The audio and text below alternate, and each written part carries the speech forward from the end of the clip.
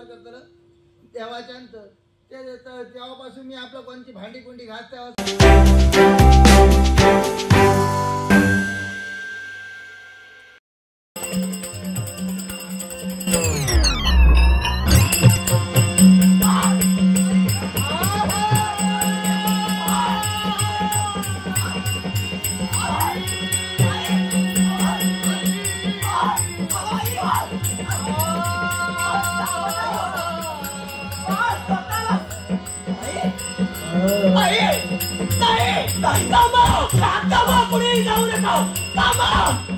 हे माझ्या प्रजेनो ज्या ठिकाणी आहे तिथे थांबा, सावधान व्हा.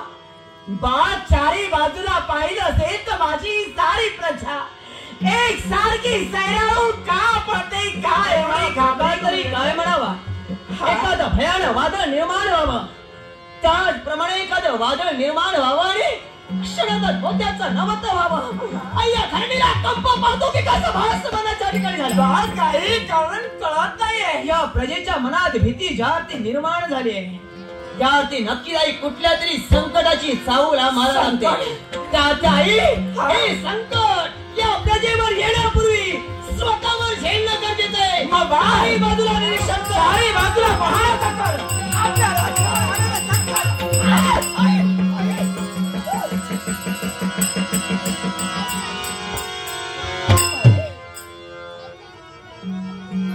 संकट काय दृश्य पाहते.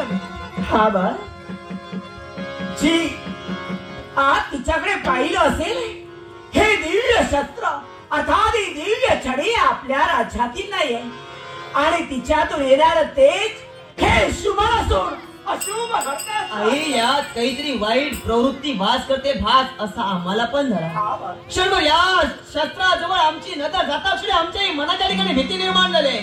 कदाचित याच दिव्य शस्त्राच्या येण्यानं क्षणाचा ते होत्याचं नव्वत बाबा. या शुभकार्यात विघ्न निर्माण या शस्त्रामुळे झालं जर का असेल, प्रजेवरील हे संकटही असेल तर ते वेळीच दूर करणं गरजेचं आहे. या दिव्य शस्त्रामुळे माझ्या प्रजेवर जर संकट आलं असेल तर मी शांत बसणार नाही.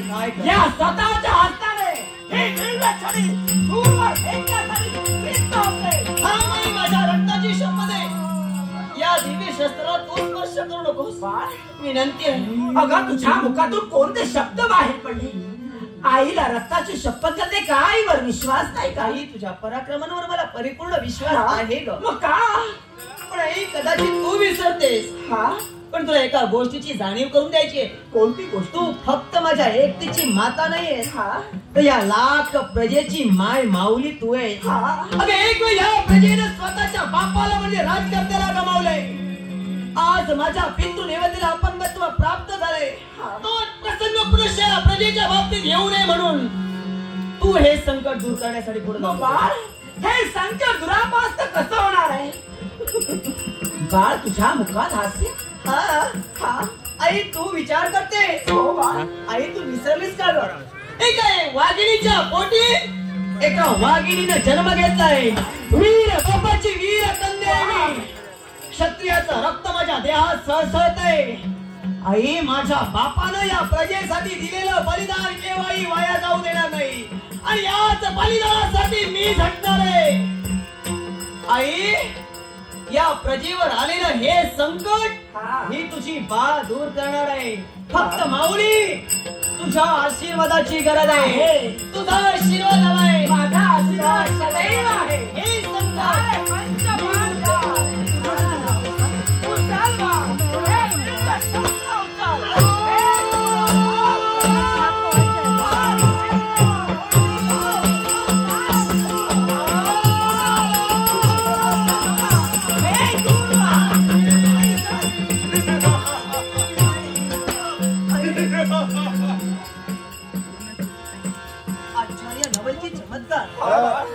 कित्येक शक्ती पणाला लावली, पण हे दिव्य शस्त्र या भूमीवरून हल्लत सुद्धा नाही. आणि बाळ याने तो सहजरीतीने उचलला. कारण ही दिव्य छडी आहेच माझी. कोण आहेस तू. अघोरी अंगार. अघोरी अंगार. पण आपला परिचय कोण आपण. आमचा परिचय आम्ही देतो. या कणक नगरीची महाराणी पद्मावती ती मी आणि या कणक नगरीची राजकन्या पद्मगंधाती महाराणी आणि युवराज इथं उपस्थित आहे. हा? पण मला सांगा, काय रे? ही दिव्य छडी आणि तुम्ही आमच्या राज्यात काय करताय? मृत्यूवर विजय संपादन करून मृत्युंजय मला त्याला वेळ लागलाय की काय? अरे वेड्या, माणसानं जन्माला आल्यानंतर स्वप्न तरी अशी पाहावी जी आपल्याला पूर्ण करता येतील. कारण तू जी स्वप्न पाहतोयस ती केव्हाही पूर्ण होणारी नाही. का माहितीये का? अरे या विश्वात जो जो प्राणी मात्र जन्माला आलाय त्या प्रत्येकाचा एक ना एक दिवस अंत हा ठरलेलाच आहे. अरे तुझ्या माझ्यासारखा सजीवच का, एखादा निर्जीव दगड जरी असला ना, दगड, तरी त्याचा झिजून झिजून का होईना एक ना एक दिवस अंत हा ठरलेला आहे. आणि तू स्वप्न पाहतोयस अशक्य, केव्हाही शक्य होणार नाहीये. शक्य करण्यासाठी संकल्प कोणता? तर 18 कुमारिका स्त्रिया आणि 18 कुमारिका स्त्रियांना आम्ही समजा बळी दिलाच आहे, तरच मृत्यूवर विजय संपादन करू शकतो. आणि आजपर्यंत या अंगाला 17 कुमारिका स्त्रिया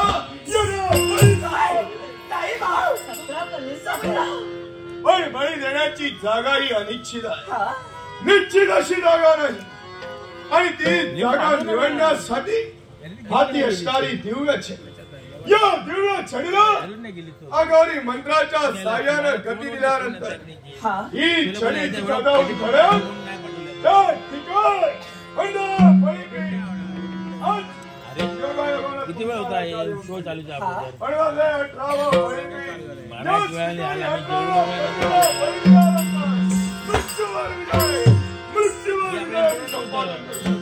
हे आपल्याला याच्यासाठी आमचे या ठिकाणाचा काम करू आणि काय बोललास तू? या ठिकाणाचा त्याग करा आणि चला. पण तुला न्याय नाहीये. अरे तुझ्या दिव्य छडीला आज्ञा करता शरे, ही तुझी दिव्य छडी या कणात झाली. तुझ्या योगे करून 18व्या कन्येचं बळीपीठ या ठिकाणी निर्माण झालंय. पण आम्ही एक राजकर्ते आहोत. आम्ही या न्याय देण्यासाठी न्याय सिंहासनावर बसतोय.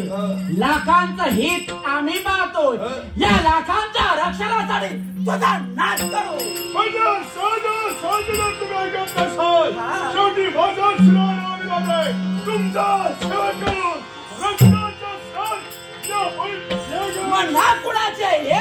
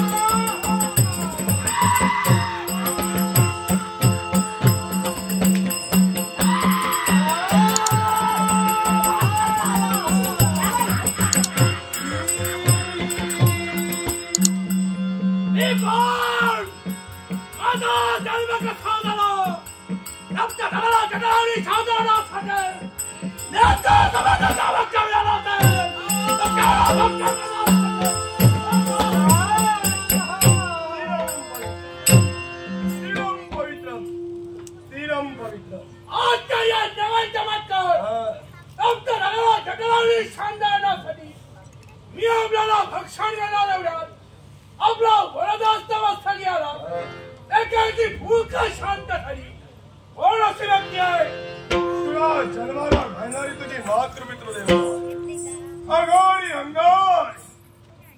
अंगार अशी देवाला जन्म देणारी मातृमित्र देवता अघोरी अंगार साष्टांग सदैव कल्याण होई. पण मी काय पाहतोय काय पाहतो? तुमच्या या शरीराचा वरद करतोय संपूर्ण शरीर तुमच्या रक्ताला वाटलंय कारण युद्धाच्या धुमशक्रीत माझ्या पाठीवर आणि मस्तकावर वार करणार आहे. धारदार शस्त्रात यातूनच रक्त या भूमीवर सरकतं. रक्ताच्या तरुणात तुला बाप न नसताना अघोरी मंत्राच्या साह्यानं तुझी मी निर्मिती केली. हाय! आणि म्हणून त्या विष्णूच्या सुगंधात अंगाराचा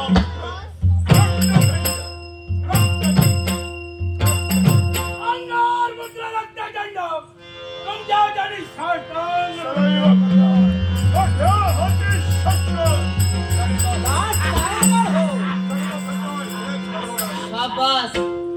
म्हणजे ते जन्मदात्या बापाला साध्य झालं नाही ते साध्य आता जन्माला आलेला हा पोर करणार आहे. आत्मविश्वास आत्मविश्वास पण तोच आत्मविश्वास तुझ्या आत्मघातास कारणीभूत ठरेल. लक्षात ठेव. याचा विचारच करू नकोस.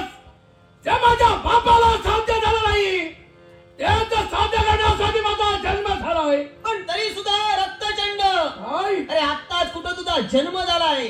तुमच्यातील माणुसकी मेली असेल पण आमच्यातील माणुसकी अजून जिवंत आहे. म्हणून तुझ्यासाठी एकच सूचना.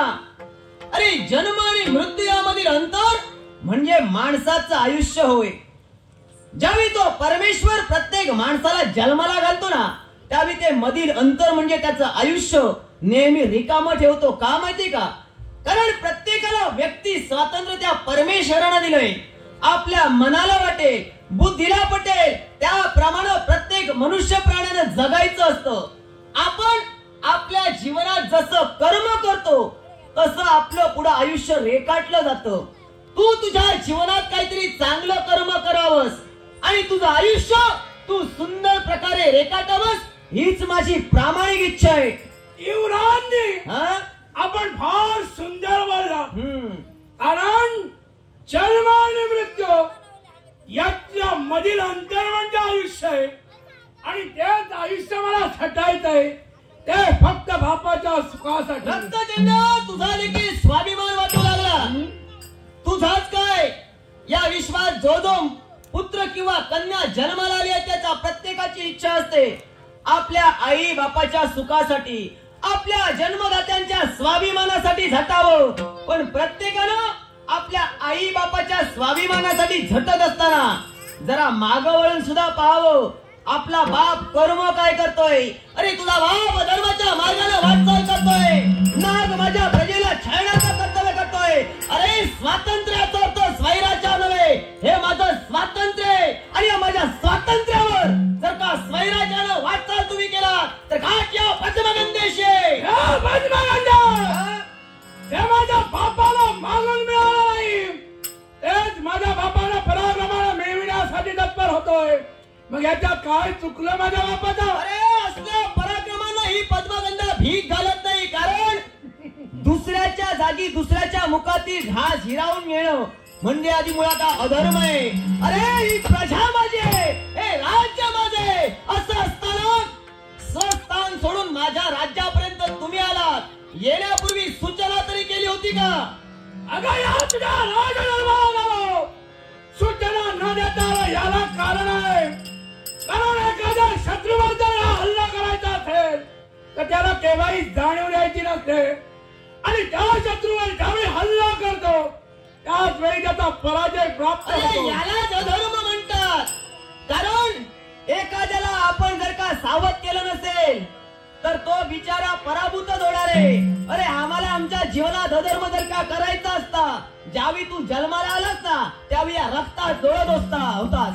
त्यावेळी तुझा शिरच्छेद आम्ही सुद्धा केला असता, पण मागाहून वार करण्याची गरज आम्हाला नव्हती. कारण नशीब तुझा समज तुझ्या बापाला जिवंत ठेवलंय. अरे शिर झाडापासून वेगळं केलं असतं तर या विश्वाचा चित्रपट पाहण्यासाठी तुला कदाचित जन्म सुद्धा झाला नसता. मग पद्मानंद सहज म्हणाली, तुम्हाला सवयी नाही मागून वार करण्याची. ज्यावेळी योद्धा संघर्ष करत असतात, दोन योद्ध्यांचा संघर्ष चालू असताना माझ्या बापावर मागावून का तुम्ही वार केला? हेच ऐकायचं होतं म्हणून तुला डिंचत होते. कारण तूच म्हणालास तुझ्या बापाच्या मस्तकावर मी मागावून वार केले. अरे युद्धाचे जसे काही नियम आहेत ना, तर तसेच युद्धाचे काही कूट नियम सुद्धा आहेत. जो क्षत्रिय घराण्यात जन्माला आलाय त्याला ते प्रत्येक न्याद आहेत. आणि त्यातीलच एक कपटेन शत्रू वधावा. जर का शत्रू आपल्या सोबत कपट करत असेल तर त्या शत्रू सोबत एक काय हजारो कपट केली ना तरी तो अधर्म नाही. अरे माझ्या प्रजेच्या सुखासाठी, माझ्या प्रजेच्या हितासाठी तुझ्या बापाच्या मस्तकावर मागून मी वार केला. नशीब तुझं समज तुझ्या बापाला जिवंत ठेवलंय.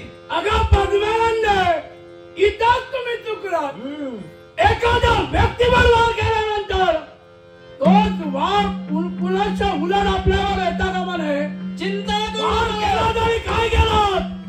त्याच रक्तातून माझा जन्म झालाय. माझ्या बापाच्या सुखासाठी आणि ज्या पद्मगंधेनं माझ्या बापावर वार केला त्या पद्मगंधेला मी जिवंत सोडणार नाही. हे रक्तचंडारी या विश्वाचा नियमच असे. नेहमी काट्यानच काटा काढला जातो, न पेक्षा पाय रक्तबंबाळ होतो. अरे या रगरक्त्या अग्निकुंडात उडी घेतली, पाय भासतील म्हणून घाबरून माघारी जाणार नाही. अरे मरेल किंबहुना मारेल, पण झटेल तर या अखेरच्या क्षणापर्यंत प्रजेसाठी झटेल. लक्षात ठेव. ज्यावेळी काट्याला काटा काढत असताना तोच काटा आपल्या पायात केव्हाही रुतता कामा नये याचा विचार करा. अगं काट्याला काटा काढला पण निर्माण झालं ते संकट तुमच्या तू काय बोलतोय त्याचा देहभान कदाचित तुला नाही. मी प्रथमच म्हटले काट्यानं काटा काढायचाय. काट्यानं काटा काढत असताना परत पायात काटा रुतणार नाही याची खबरदारी घेऊनच काटा काढणारा काटा काढतो. तुझ्या बापाचा काटा काढलाय, तुझा काटा काढायला मला किती वेळ लागणार आहे?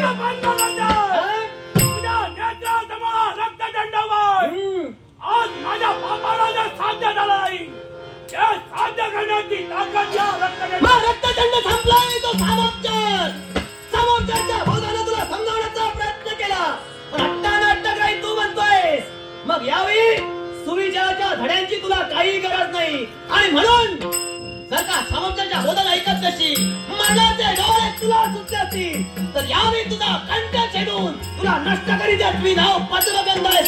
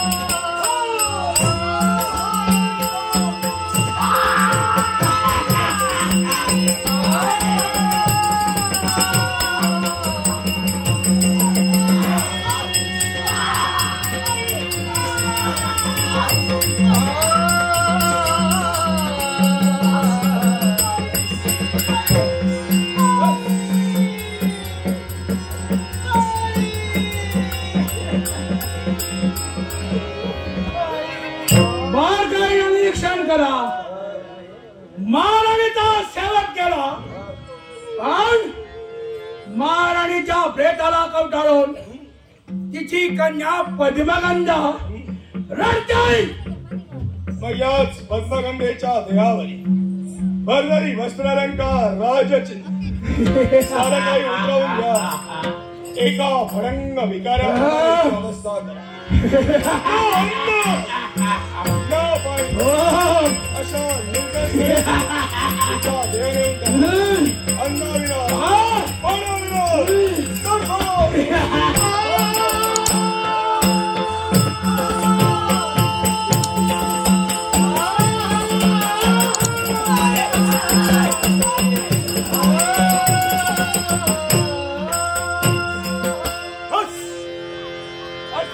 बळीपीठाची जागा आणि जागा मी निश्चित केली. होय, फक्त मार्ग प्रतीक्षा म्हणजे 18वी कन्या आणि ती 18वी कन्या मिळाली. मृत्यू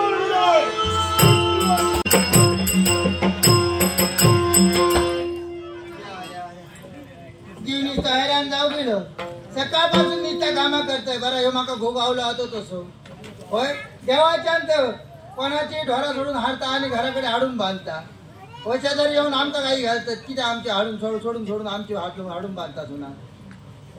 चोरो घेऊन येऊन माका मारता. हो बरं हे गो सगळेच गो तसे समाजला. घराकडे इले काही त्यातले पायल माणसांग कामा काय असं निस्ती हडे धोळला तडे धोळला. ह्याच्याकडे पान घाला त्याच्याकडे पान घाला. हो याच्याकडे पुतू त्याच्याकडे पुतू काय करतं पायल माणसा का म्हणा विचारतले. हा पायल माणसा कामा नाही गे. सकाळी उठून चाय करून द्या होई, निवळ करून घालू गयो, जेवण करून घालू गयो, यांचं कपडा होतं आमका धुगो.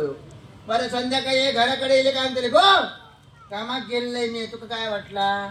पाय आवळून दे यांचे पाय आवळून दे होय.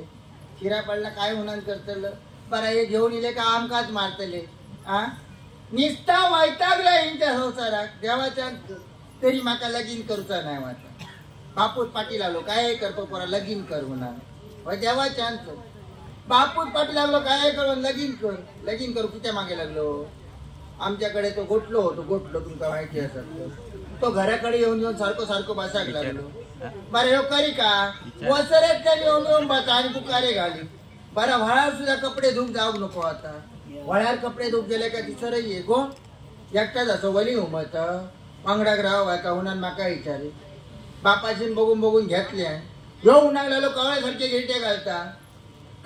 गिरटे घालून ह्यो म्हणून असं करता माझ्या पोराची गुटली केल्यानंतर माका पोर नाही आता ते लगीन करूया आता लगीन करूचा उठल्यानंतर कोणतरी पुढारी होय नको आता पुढारपण करणार कोण गावतो तो रामू गावलो वाटे बापाशी तो उन्हाळ्याला पुढारपण भरपूर करता रामूक सांगले रामू उन्हाळ्याला उद्या स्वर्गात घेऊन येते आता उद्या स्वर्गात हट्ट येऊन तुझी माका रातभर नीट लागता देवाच्या कसली ती निजत पडना रातभर आपला उठान ह्या कुशीर परात त्या कुशीर परात कित्या सांगा शेजारची सगळी बाल माणसं घराकडे येईल का गजाली करी गो लगीन केला का घोबरोबर हडी फिरा गावता तडी फिरा गावता ह्या खाऊन गावता त्या खाऊन गावता सोबत निघते रातभर सपना बघून सोबत रात्री घातूना खाय ओटलंय केव्हा एकदा उजवाड आणि घोवाक बघते असा आला उजवाडल्याबरोबर नाल्या तुला तयार झाले बाहेर येऊन बघते आता पाहुणे येतील पाहुण्यांची जाग नाही कुठलं आता काय करतील रामू हाक मारून विचारले घराकडे रामू उभणारे कसा वाईट सवय असा गोष्टी कोणतरी गावलं का तिचं रवतलो कुठला असा नाही उठला काय असा नाही उठला स्वर्गात घेऊन येतो सूर्य मात्यार येलो उठला आता पाहुणे बाहेरचे काम बघले धुरलो उभा सुरुवात झालो मी उठला वारो नाही लागणार पाऊस नाही लागणार इतकं धुरलो कसलो उगता पुन्हा वसाडी वसरेक गेले आणि वाकान बघले तर पाहुणे चाला होते उठला इतकं धुरलो उभा गेलो परत वाकान बघले तर काय हो नवऱ्याने तो मोठो फेटो बांधलेला लांबला तर धोता सगळा जमनी गापता त्यांनी धुरलो उभा होतो तसाच उठलाय घरा दिला असा नाही उठला काय असं नाही आणि आई सांगले म्हटलं स्वर्ग धुतला पहिली मोडूचाही नाही उठला आणि तसा पण बघू गेला माका एक फायदो होतो त्याच्यापासून कसलो सांगा सकाळी उठान केर कचरो माका मारू नको होतो ह्यो आपल्या बरोबर घेऊन जातो उठला ह्या उठला बरा असा उठला ह्याच्यावर लगीन केला बरा असा आई उन्हाळे दोन तांबे भर वराम पाहुण्यांच्या पुढ्यात ठेव 2 तांबे भरले वराम पाहुण्यांच्या पुढ्यात ठेवले आणि टकली वर करून बघले बरोबर होतो कुमियासारखं गुटगुटी